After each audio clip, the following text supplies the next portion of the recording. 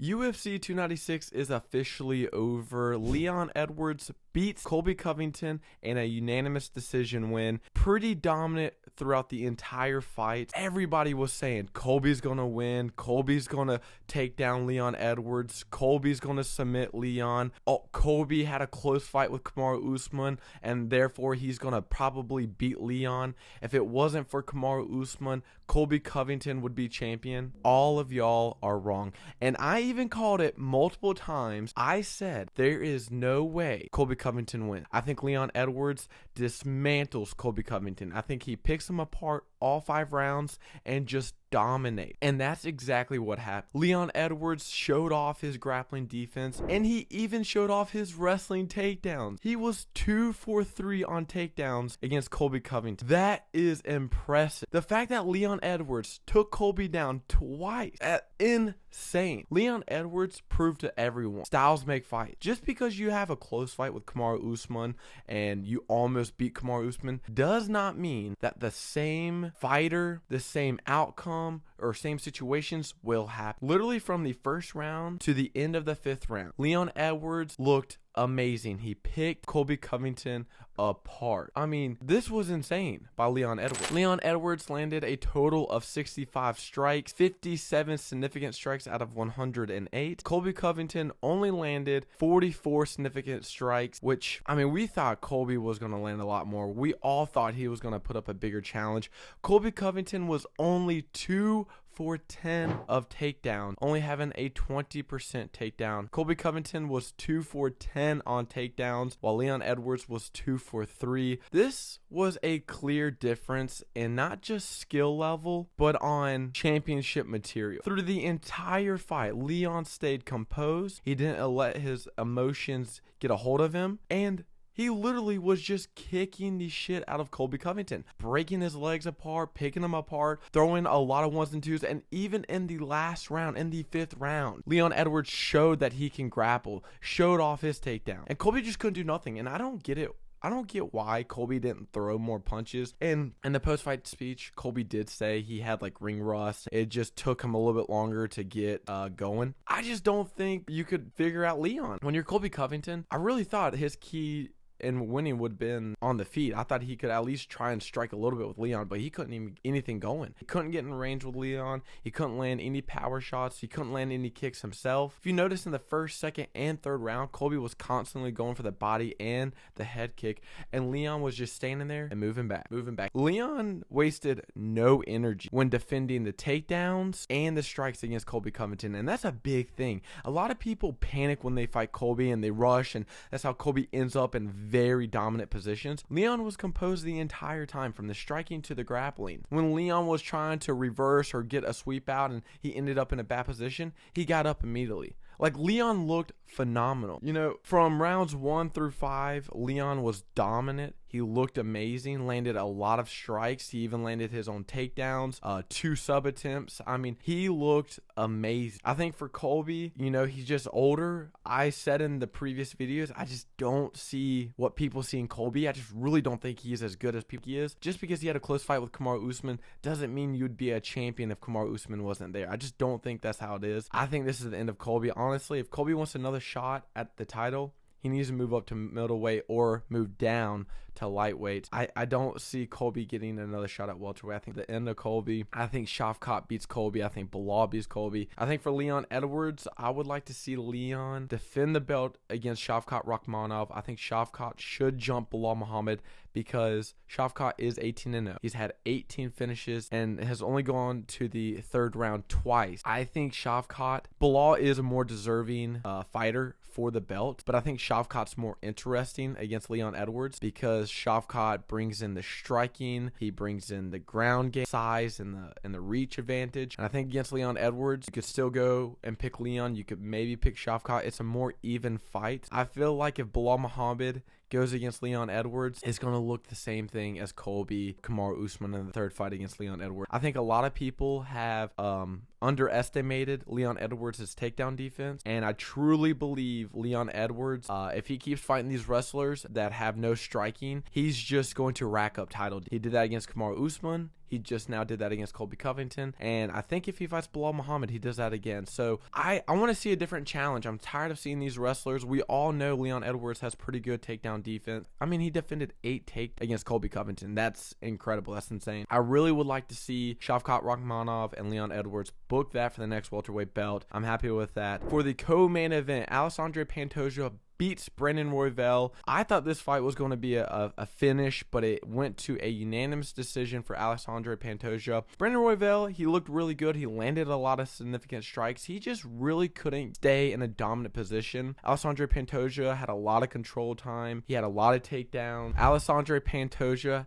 was 8 of 14 on takedowns and had 15 minutes of control time. That's where he won this fight. But Brandon Royval did land a total of 281 strikes, 111 significant strikes, which is insane. Alexandre Pantoja landed a total of 126 strikes, 95 significant strikes, but he had 15 minutes of control time, had 8 takedowns. Alexandre Pantoja basically won this fight on the back of Brandon Royval. He looked good. He had great reversals, was constantly looking for a submission, but he was trying to always be in position to land elbows or big fists. Alexandre Pantoja has proven a lot of people wrong. I mean, he has this grit to him. He goes to the decision. He keeps fighting. He looks good. I really do think Pantoja is that guy to rack up some title defenses in the flyweight division. He now has more title defenses than Brandon Moreno, which is insane to say. I think Brandon Royval, he's good, but, you know, it kind of seemed like his grappling was a couple of steps behind Alexandre Pantoja, which makes sense. Pantoja is a black belt. He's a great ground specialist. Pantoja just looked amazing. I think I would like to see Pantoja and maybe Kayakar France or Amir Albazi next. I really don't want to see the rematch between Pantoja and Brandon Moreno, but if Brandon Moreno beats Amir Albazi, I think he deserves it. But I'd like to see Kayakar France, Amir Albazi, somebody different in the flyweight title. I'm kind of tired of seeing Figueiredo and Brandon Moreno. We need somebody else. Obviously, Figueiredo's a bantamweight. But now in the Coco main event, Shavkat Rakhmonov submits Stephen Thompson. Another pick I had right. Shavkat Rakhmonov submits Stephen Thompson in the second round, takes his back, and literally Stephen Thompson had about 5 to 6 seconds left before the round was over, and he taps Shavkat Rakhmonov. Man, he is a beast. He was calm the entire time. In the first round, it was kind of slow. Shavkat was kind of taking his shots, and he didn't really want to engage too much on the inside against Stephen Thompson, but he took the back of Stephen Thompson, had some control time in the first round. Going into the second round, Stephen Thompson landed a lot of good shots on the outside. Stephen Thompson, man, he's a beast. Shavkat Rakhmonov, though, gets the clinch with Stephen Thompson, takes him down, works his way to the back, finds the rear naked choke. Shavkat, I think he deserves to fight Leon Edwards. Super, super talented, very interesting fighter. And the one thing I love about Shavkat, too, he never rushes for the finish. He never is, like, in a hurry to, like, try and finish it all. He just picks you apart, and then his opponent just gives up. I think Shavkat Rakhmonov, he's proven and he's shown that he could be a champion, and there's nobody in the welterweight division, I honestly think, that has a kryptonite to Shavkat Rakhmonov. Shavkat has the wrestling, striking, he has the endurance, he has chin. I think we're ready now for Shavkat to be in a 5-round fight, either for the number 1 contender, maybe against Bilal Muhammad, or fight for the belt. Shavkat has proven time and time again that he's a straight killer, and it doesn't matter who you are, where the fight goes, what you hit him with, he's going to finish. Shavkat is a dog. I want to see him fight for the belt next. He should fight Leon next and jump Bilal Muhammad. That's my Tony. It's time for Tony Ferguson to retire. Paddy Pimblett, in the first and second round, Paddy was dominant. His striking still sucks. Tony kept on doing those Eminari rolls. What he did against Benel Dariush, where his ass was in the air and he's on his back and fighting from guard. Tony has no ground game, and that was pretty obvious. It was also kind of shocking on how much bigger Paddy was than Tony. Paddy literally just laid on top of Tony, landing a ton of hammer shots and big elbows. Paddy Pimblett landed a total of 106 significant strikes. Tony Ferguson only landed 62 significant strikes. This was not a surprising fight. Paddy Pimblett, man, in the third round, he looked like shit. His striking really didn't look that great. He just had a lot of control time, and his grappling against Tony was just to hold him and land shots. Tony ain't good, man. He's so old. He's so slow. And then the third round, Paddy Pimblett, his right foot was jacked up. It was messed up, and Tony had a chance to win. And of course, Tony takes it to the ground and he just lays there. He doesn't try to keep it on the feet where he had the chance to win. Like, Paddy's striking in that third round did not look that good. And it's not, like, it's pretty obvious. Paddy's striking is not good. I think this is how you know it's for Tony to really retire. It was obvious Paddy's striking in the third round did not look. And the fact that Tony made the decision to stay on the ground and fight off the ground rather than stand up just shows that not only is his skills gone, but his knowledge and just his fight awareness is out the window. Like, he is just a dead man in the cage. He needs to retire. I think Paddy defeating Tony, I mean, it literally was a lose-lose situation. Paddy Pimblett, any fighter that Paddy fights that's ranked, he's going to lose it. It's going to be obvious. Paddy striking is not good. If Paddy fights someone like a Dan Hooker or Jalen Turner, Bobby Green, or Grant Dawson, Paddy's going to lose. I would like to see Paddy Pimblett and Grant Dawson. That would be a good fight. Or maybe Drew Dober. That would be good. But Paddy's not good, man. He's clearly not going to be a champion. And he's not elevating of what people thought he was. His striking's not getting better. Really, Paddy is just fighting to survive, I feel. He's just not what we thought he was. Josh Emmett knocking out Bryce Mitchell. I said this actually when the fight happened. Bryce Mitchell, he didn't land a single significant strike or landed a single strike in general. When the fight started, I literally called it out. If Bryce Mitchell is not careful, he's going to get hit with a nuclear shot. Literally 10 seconds after I said that, Bryce Mitchell leaps in to land a shot on Josh Emmett, and Josh Emmett knocked Bryce Mitchell into a seizure. Literally, Bryce Mitchell folded the moment he got it. I've never seen a knockout like this one. Josh Emmett literally put Bryce Mitchell to sleep.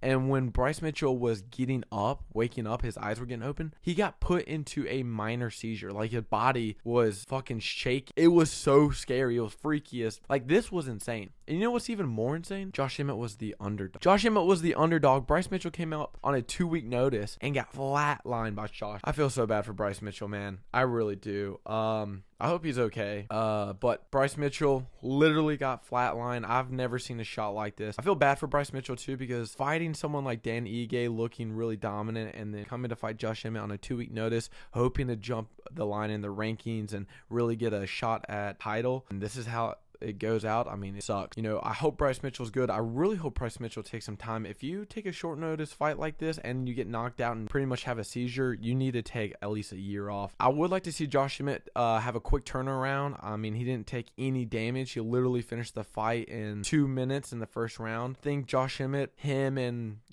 Brian Ortega would be very interesting. Maybe Josh Emmett and the winner of Arnold Allen. But that is my UFC 296 recap. I think this is the end of Colby Covington. Pantoja looked amazing. Shavkat should get the belt next. Tony needs to retire and give Josh Emmett a quick turnaround. Have him fight. He can try and get back in the win column and in the title picture. Those are my picks. I hope you enjoyed. Please give this video a like. Comment what y'all thought about UFC 296. Who y'all picked to win. What was surprising to you in your favorite fight. And subscribe for more content like this. Thank you so much for watching. See you in the next video.